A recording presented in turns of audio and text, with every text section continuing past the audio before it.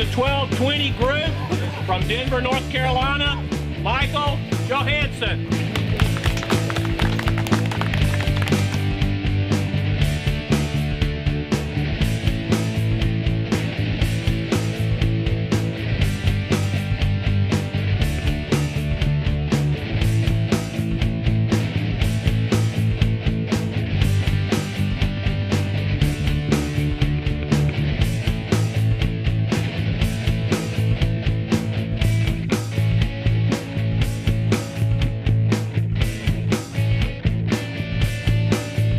I'll tell you what, it has been a special day.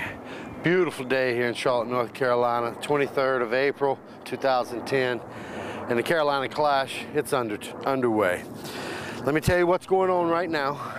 Give you the top 5 here in the Masters division. In 5th place right now, Brad Hammock, shot a 68. He's sitting at 2 under.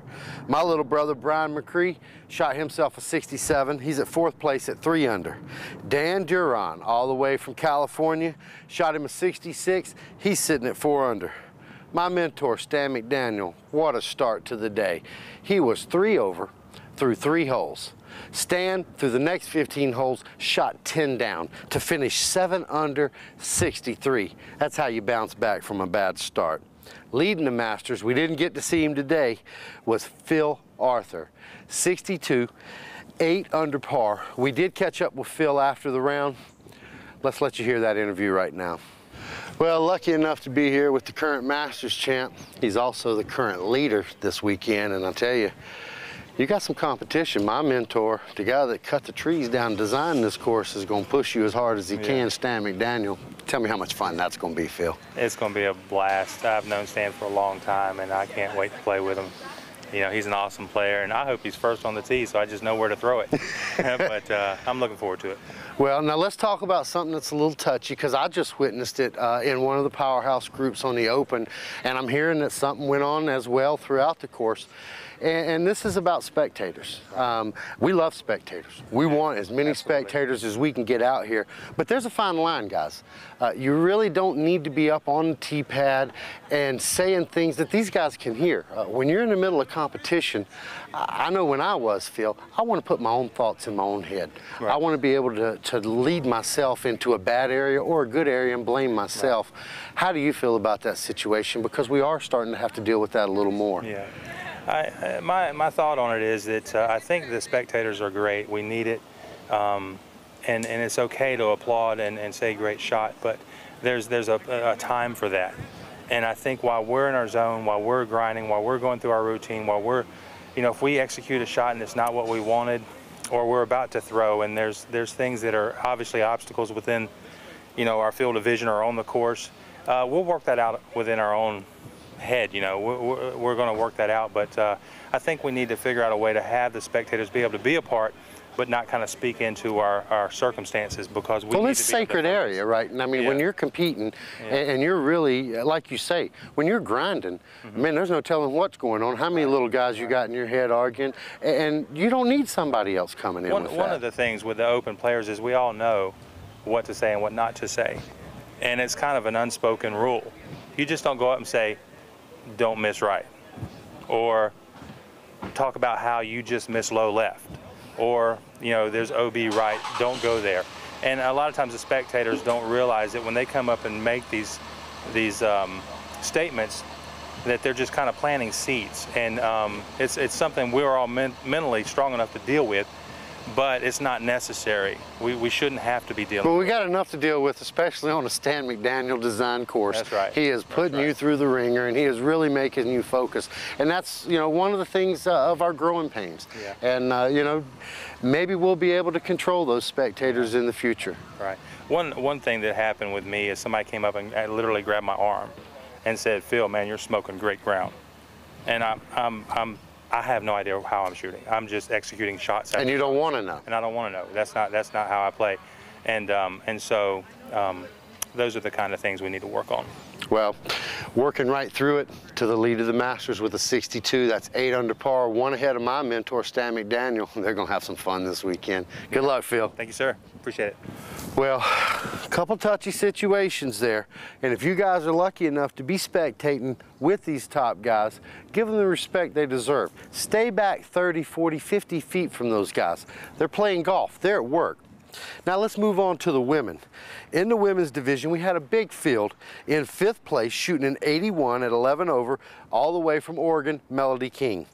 In 4th place, shooting an 80, sitting at 10 over, Miss Carrie Burlager, aka Burl. In 3rd place, shooting a 76, sitting at 6 over, is our own Sarah Stanhope from just down the road. She actually played for the Charlotte team in the VTI, where they are back-to-back champions. Sitting in 2nd place is the #1 female player in the world, Miss Valerie Jenkins. Now these particular courses are not her forte, but Valerie is only 4 strokes back, and she's gonna make the push tomorrow. In the lead, the lovely Liz Carr out of Michigan. She shot her an even par round. Now we did have an opportunity to talk to Val as well as Liz. Let's let you hear what they had to say. This is Nature Boy, and I am with the highest rated female on the planet, Miss Valerie Jenkins. Valerie, how you doing today? I'm doing good. This is not what I would call your forte, because this is a bunch of hallways in the woods, and really you're not allowed to display your distance on a lot of these holes. How'd it go out there? It was okay. I shot a 74. I think par is 70. And I don't know, these courses are definitely not my forte. You know, I think it's more of a local. It's like a lot of placement shots, and you got to know where to place, or you know, the rest of the hole's ruined. So it's just something you have to play over and over again to get used to it. Well, now who are you battling with right now? Because these girls are used to chasing your tails, and right now you're on the chase. Who are you after? Liz Carr shot a 70. Nice. She did really good, you know, getting the birdies while she can, and you know, just playing clean golf. That's what it's about this weekend. Well, today was one thing. Tomorrow we're over at Renaissance, and you know, I don't know that you feel more comfortable over there, but you can turn loose over there a little bit more. I hope so. So that's Billy Crump and Valerie Jenkins. We're here in the Carolina Clash at Charlotte. Any love you want to give to anybody? Actually, I played with Chris O'Cleary last weekend. So just a world champion from way back, and showed me how to play in the woods last weekend. So I'm gonna get that mojo, world champ mojo. All right, you got a little shout out to Chris. She's looking for the love, baby. This is Nature Boy, and I am here with the female leader, Miss Liz Carr. Liz, good round. 70 out there? Yeah, 70. That's hot. I mean, what was the big strength for you? Was it the front? Was it the back? Tell me how it went. Shot par on front and back, so I didn't have any like catching up to do on the back. I just went out there with a mentality of slow and low and in the middle, and that's exactly how I played it. You know, I didn't have any blow-ups. I didn't have any extremely, you know, anything real lucky. It was just in the middle, slow, low, make your putts. Well, now you've been traveling all over the country. You are a Frisbee head. There is no doubt. We see you everywhere. And, you know, you've put yourself in this position more times than once. What's it going to take to hold on throughout the weekend? I'm going to try to stick with the same mentality, you know, not get greedy and try to get extra distance, just really throw controlled shots. And, you know, keep my head in the game, too. Stay loose, get a good night of sleep. Yeah, that's Liz Carr, and she's in the lead now. She's looking for a good night's sleep. Be teeing off late tomorrow afternoon over at Renaissance. Well, I tell you, Liz Carr is happy, just wanting to keep it low and in the fairway. If she can do that tomorrow, she should hold on to that lead coming back over here for the final round on Sunday. Now, let's get to the open men. We had a big field, lots of elite players, over 20 elite players, and what I'm going to do now is I'm going to run down the top 10 for you. In 10th place, sitting at 5 under par, actually tied for 9th, Jeff Bennett and James Conrad, both shooting a 65 today. In 7th place, actually tied for 7th, Mr. Kevin McCoy. We followed Kevin around for a little bit, got a little scruffy face going on, but his game's still an A game. Tied with him at 6 under, shooting that 64, all the way from the Arizona area, Mr. Paul Ulibarri. Paul is really set to make that move. He's looking to be in the lead card as a regular on these national tours, and he's got himself in position to do it yet again. In 6th place, back out of nowhere, Mr. Cam Todd. He's back on the scene, and he's brought his A game. It never left him. Still, I consider the best putter on the planet. He's sitting at 7 under par, and he's in good shape going into the weekend.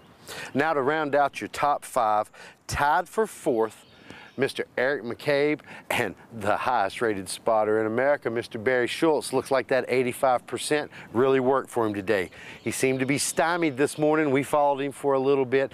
Didn't seem to really get into positions he needed to get into to make anything happen, but he didn't hurt himself. And when the birdie times came, he was there ready to swap them up. Now, Eric McCabe, we followed him for a little bit this morning, and man, did he look good. He had one bad hole when we was with him, and he really took the next 2 holes. He erased the double bogey that he carded, and he just kept right on going down the line. Eric's a quality player, and they're going to have to put up with him all weekend long. We didn't get a chance to see Nico today, but Nico had a great day. He shot a 60, 10 under par. We'll get to see Nico tomorrow. You can bet on that. Now, in second place, David Feldberg. David had the most miraculous back 9 today. We followed him for 6 of those holes. He shot 8 down on the back 9 at Charlotte's Web. If he didn't have about a 20-footer, just frail half over the tray and back on hole 17, he would have been perfect on the back. One of the best back 9s I have ever seen on that particular layout. David ended up the day with a 59, and he's sitting at 11 under. Not good enough to be in the lead, because on the front side, Mr. Ken Climo, the man himself, 12-time world champion and a winner of an Open Pro Division 4 consecutive decades. He's looking to tack another one on this weekend if he keeps at this pace. Kenny came out, he birdied 1, he birdied 2, he birdied 3.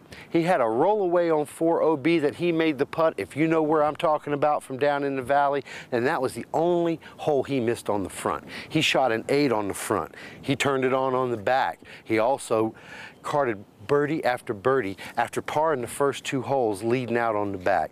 He ended up with a 56. Mr. Climo was sitting at 14 under par, and we was lucky enough to run him down after the round. Let's talk to Kenny right now. Well, I tell you, I ran down the champ.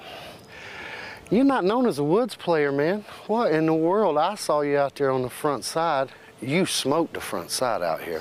What'd you score? I scored a 56 for the round. 56, 14 under par. That's pretty hot, champ. Par 70, okay. I watched you on the open side, what I consider the open side. The web really doesn't have an open side. But you really manipulated your way through the front. We were with you for 6 holes. And man, you were just on fire. I mean, there was no mistakes to be had. I know you had 1 roll away on hole 4, made up for that with a big putt. How'd the woods treat you on the back? Yeah, the back 9's a little tougher on this course. It's a lot more demanding. You have to hit your line exactly, and then you have to finish. You're just, not just hit your line, but it has to finish on its line. So, back 9 plays pretty tough. I made a few 4s starting out. I was in a good position on 10 and threw a mediocre upshot that caught a tree, made a par. Threw a little wide on 11, caught a tree, had to settle for par, had a little 25-footer for par there. And I made a big putt on the gauntlet hole, a really tight one. I hit the last tree I could hit, kicked about 50 left and made a big putt. So I was like, got the juices flowing again. Oh, you need that coming down the stretch. Kicked left on the next one to that death bill over there. Somehow got up and down. And then I came in birdie, birdie, birdie, so cleaned it up nicely. But yeah, the back 9's a lot tougher. I was happy to score 29 in the back after messing up the first few holes. Tough course. Well, as we know, Stan McDaniel, he's diabolical, and he continues to put these landing zones to where you guys not only have to hit the hallway, but then you've got to stop it in time to get that second shot for the dog leg left or the dog leg right. Are you in favor of these kind of holes, or what's your favorite kind of golf, champ? Yeah, I like this kind of golf. It's position golf. It's course management. You know, you get in trouble, you got to sometimes play safe and not throw quite as far as you can on the next shot to put yourself in position. This is more like, you know, more like golf to me. Fairways could be a little wider here and there. A few trees that are in the way, but you know, everybody's got to deal with them, so it's all fair. That's Ken Climo, and he's off to a hot start here at the 3rd National Tour of the year. He's 1 point behind David Feldberg. Him and David looks like going to be battling all weekend long. Good luck, Kenny. Thanks, Billy. I'll tell you what now, Considering that the man has been at the pinnacle of this sport for the last 20 years, he is setting the pace everywhere we go. He is still the best player that has ever picked up a disc and that ever will pick up a disc. That's Ken Climo. He's a living legend, and if you get a chance to see him play, you better hustle on over. Now, that's the opening day here for the Carolina Clash. We are at my home here in Charlotte, North Carolina. This is one of my favorite tracks. Tomorrow, we're going to go down the road about 12 miles to Renaissance. Rennie Gold is an infamous layout. SSA, it is the hardest course in the world. We'll see you tomorrow. I'm Billy Crump, and this is the Carolina Clash.